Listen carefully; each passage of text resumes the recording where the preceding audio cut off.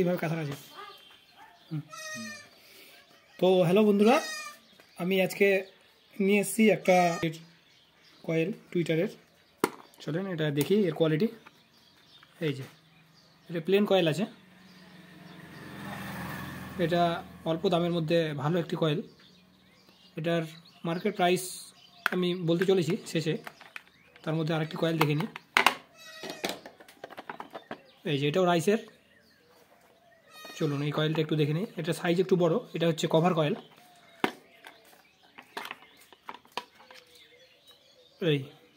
এই যে কয়েল, এটা কভার কয়েল, যার কারণে এর দাম ওটার থেকে 10-15 টাকা বেশি নেয় মার্কেটে।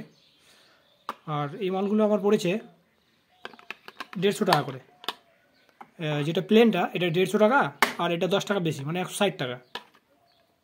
এই যে কয়েলের গেট আপ।